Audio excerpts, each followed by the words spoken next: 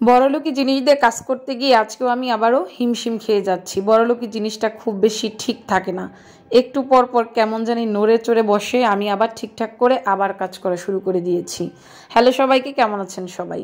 এই বড়লোকি জিনিস দিয়ে কাজ করার অভ্যাস তো আমি করেই ছাড়বো। আমি নিজেই তো বড়লোক। আমি তো ভাবতাম যে আমি গরিব, এর জন্য বড়লোকি জিনিস বের করি নাই, কিন্তু আমি তো এখন দেখি যে আমি নিজেই বড়লোক। আমার হাত পা আছে, নিজের কাজ নিজে করতে পারি, স্বামী সন্তান নিয়ে সুখে আছি, তাহলে আমি বড়লোক কম কিসে? আজকে হচ্ছে ছেলের জন্য একটা নাস্তা বানিয়ে রাখবো বিকেলে। ও হচ্ছে প্রাইভেটে গেছে, যাতে এসে অনেক খুশি হয়ে যায় এই সব খাবার দেখে। আমার ছেলেকে যদি আমি সাজিয়ে গুছিয়ে খাবার দিই তাহলে সে ভীষণ খুশি হয় এবং আমাকে বারবার করে জিজ্ঞেস করবে, মা এই খাবারটা কোথা থেকে নিয়ে আসলা?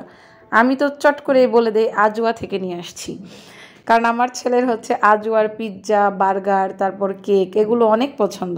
আর প্রায়ই সে এগুলো খায়। এর জন্য আমি যে কোনো একটা খাবার বানিয়ে যদি বলি যে আজওয়া থেকে নিয়ে আসছি, তাহলে সে কিন্তু অনেক খুশি হয়ে যায়, ভাবে যে সত্যি সত্যি নিয়ে আসছি। কিন্তু আমাকে আবার জিজ্ঞেস করে যে আজওয়ার থেকে যে নিয়ে আসলা, বক্সটা কোথায়?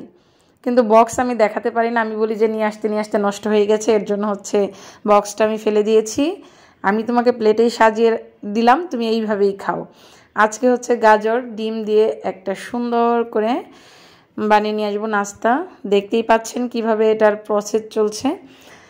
আর দেখতে দেখতে কিন্তু রান্নাটাও তাড়াতাড়ি হয়ে যাবে। ডিম ভাজি যেহেতু খুব তাড়াতাড়ি হয়, ডিমের সঙ্গে আমি একটু গাজর আর পেঁয়াজ আর একটু কাঁচামরিচ দিয়ে দিয়েছি, রান্নাটা খুব তাড়াতাড়ি হয়ে যাবে। আর হয়েও গেছে। আমি সস এবং গাজর দিয়ে এই প্লেটটাকে সুন্দর করে সাজিয়ে দিব, যাতে বাবু দেখে অনেক খুশি হয়ে যায়।